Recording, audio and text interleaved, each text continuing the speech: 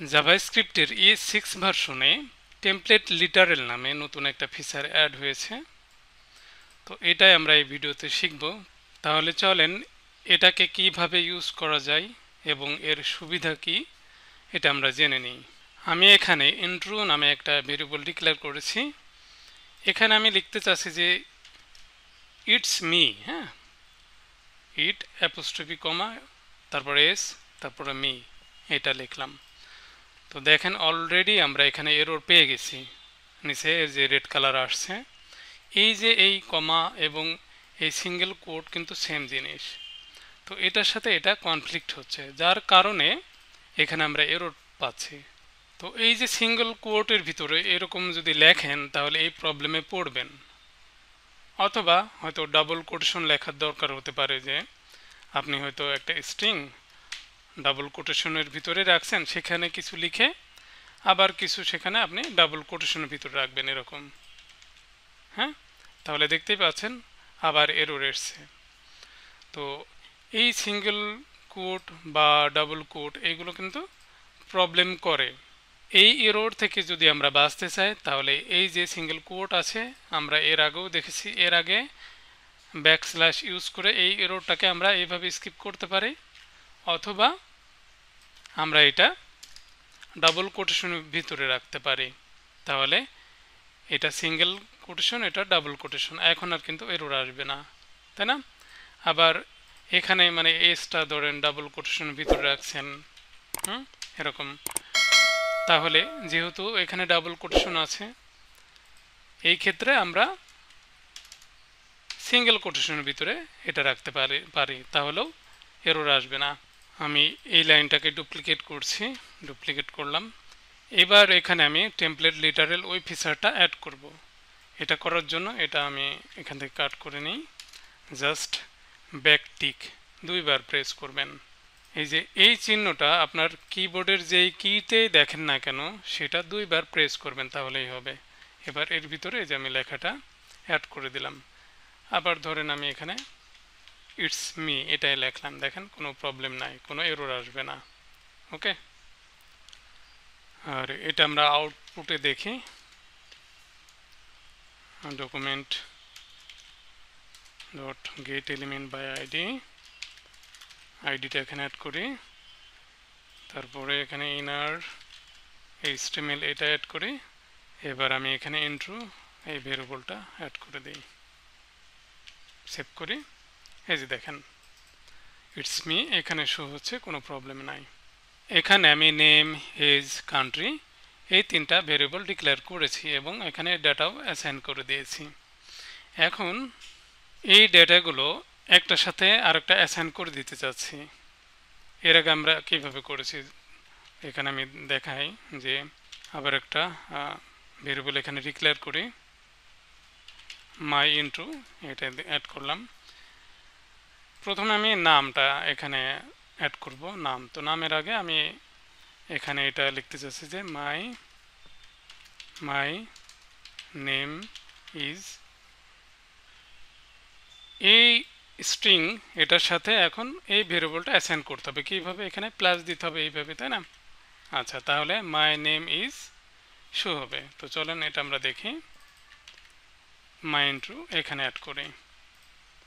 এই যে my name is নামটা এখানে চলে এসছে। আচ্ছা, তারপরে সবগুলো আমি একসাথে অ্যাসাইন করে দিতে চাচ্ছি।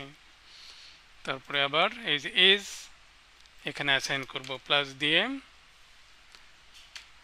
এজের আগে কিছু লিখে দিতে চাচ্ছি, যে এখানে নামের পরে এখানে ফুল স্টপ এটা অ্যাড হবে, তারপরে আই অ্যাম এজটা থাকবে, এজ থাকলো। আবার এটাও অ্যাসাইন করতে হবে যে ইয়ার্স ওল্ড, এটা অ্যাসাইন করতে হবে। আই অ্যাম 35 ইয়ার্স ওল্ড এই লেখাটা আসবে, তারপরে আবার ফুল স্টপ। তো চলেন এই যে দেখেন ঠিক আছে। এরপরে কান্ট্রি এটা অ্যাসাইন করব। তাহলে কান্ট্রির আগে আমি কিছু লিখে দিতে চাচ্ছি, তো আমি এখানে লিখতে চাচ্ছি, এখানে লিখি যে I am from from space তারপরে কান্ট্রি, তাহলে এখানে শো হবে যে আই এম ফ্রম বাংলাদেশ, এই লেখাটা শো হবে। এখন বাংলাদেশ লেখার পরে ফুল স্টপ দিয়ে আমি এই লাইনটা শেষ করতে চাচ্ছি। তো ফুল স্টপ এটাও কিন্তু একটা স্ট্রিং, তো প্লাস দিয়ে অ্যাসাইন করতে হবে, তারপরে ফুল স্টপ। এই যে এখন দেখেন হয়ে গেল। এবার দেখেন যে এই যে সিঙ্গেল কোটেশন বা ডাবল কোটেশন যেটা দেন না কেন, এইগুলো ইউজ করে আমি এইভাবে অ্যাসাইন করলাম, কত ঝামেলা তাই না? প্লাস দিচ্ছে, আবার ভেরিয়েবলের নাম দিচ্ছে, আবার প্লাস দিয়ে এরপরে ডাটা অ্যাসাইন করছি, আবার এখানে প্লাস দিয়ে আবার এখানে প্লাস দিচ্ছি, এইভাবে নানান কাহিনী করে এটা আমরা করেছি। কিন্তু আমরা এই সেম জিনিস খুব ইজিলি করতে পারি যদি আমরা ব্যাকটিক ইউজ করি। তো চলেন আমি এটাকে কমেন্ট করে দিই। সেম ভেরিয়েবল আমি এখানে আবার ডিক্লেয়ার করছি ব্যাকটিক। তো এই কিটা দুইবার প্রেস করলাম।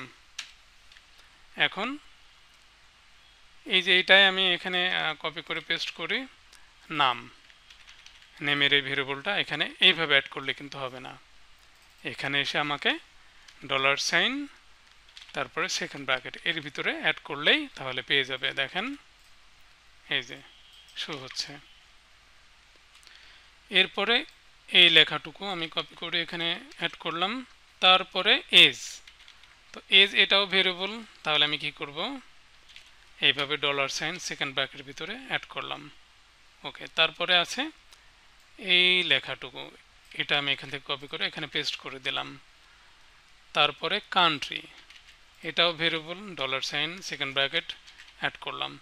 কান্ট্রির শেষে থাকবে হলো ফুল স্টপ, তো এখানে আমি ফুল স্টপ দিয়ে দিলাম। দেখেন এই যে সেম কাজ করছে, এবং আগেরটার থেকে এটা কত ইজি তাই না?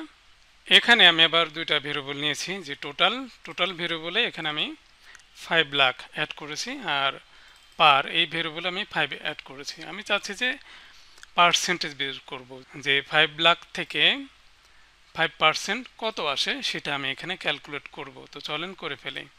এখানে আমি আবার একটা প্রফিট নামে একটা ভেরিয়েবল নিলাম, তারপরে এখানে আমি আবার ব্যাকটিক ইউজ করি, সেমিকোলন। এখানে আমি প্রথমে লিখি যে মাই প্রফিট, এটা লিখি ক্লোন। এবার আমরা তো জানি যে এই যে ভেরিয়েবল যদি আমরা ডলার সাইন এইভাবে দিই তাহলে এখানে শো হবে, কোনো সমস্যা নাই। আচ্ছা, এখানে আমি প্রফিট এটা অ্যাড করি, এই যে এখানে শো হচ্ছে। তো পার্সেন্টেজ বের করতে হলে আমার এই ভ্যালুগুলো তো এখানে ক্যালকুলেট করতে হবে। তো এখানে কিভাবে করতে পারি আমরা, এটা জাভাস্ক্রিপ্টে যেভাবে করা যায় সেভাবে আমরা করতে পারি।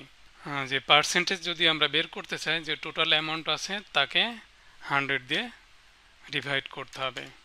ওকে, তারপরে গুণ করতে হবে, কি গুণ করতে হবে এই 5 দিয়ে, এটা হলো পার।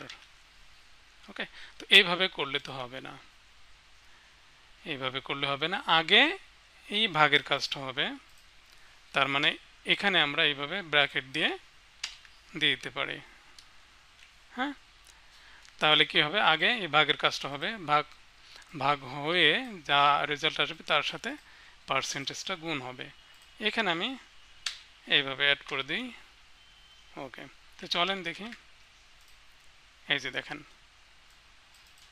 25,000, যে 5 লাখের 5% আসে হলো 25,000 পেয়ে গেলাম।